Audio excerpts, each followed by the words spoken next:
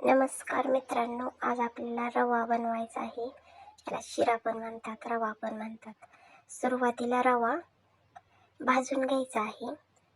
त्याचा कच्चेपणा दूर होईपर्यंत चांगल्या पद्धतीने हलवून घ्यायचा आहे. आधी आपण चाळून वगैरे व्यवस्थित घेतलेला आहे तो. त्यामध्ये आता तूप टाकायचं आहे.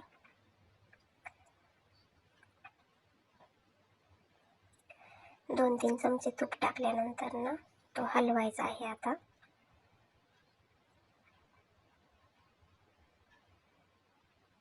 सतत हलवत राहायचा, जेणेकरून रवा सगळ्या बाजूने हलवला जाईल यासाठी.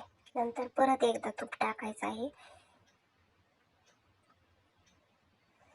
रव्याला जास्त तूप टाकून भाजून घ्यायचा, म्हणजे तो टेस्टी होतो. असा लाल रंग येईपर्यंत तांबूस रंग आलेला आहे. आता आपण सतत भाजत राहिल्यावर तांबूस रंग येतो. आता पाणी आपण इथे उकळायला ठेवलेले आहे. पाण्याला चांगल्या पद्धतीने उकळी आलेली आहे. आपल्याला आता तो रव्यामध्ये घालायचा आहे. घातल्यानंतर बघा कसे सगळं एकदम बुडबुड बुडबुड बुडबुड उकळी आल्या टाईप. नंतर तो रवा चांगला हलवून घ्यायचा आहे. पाणी ऑब्झर्व करून घेत ते हलवून घ्यायचं आहे सतत.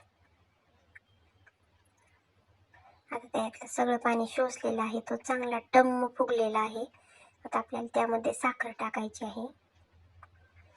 साखर रवा 1 वाटी घेतला तर साखर पण 1 वाटीच घ्यायची. आवडत असेल तर जास्त प्रमाणात घ्यायची.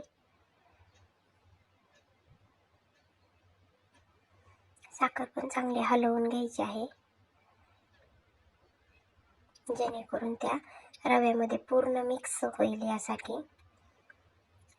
साखर बघा अशा पद्धतीने पूर्ण मिक्स झालेली आहे त्यामध्ये.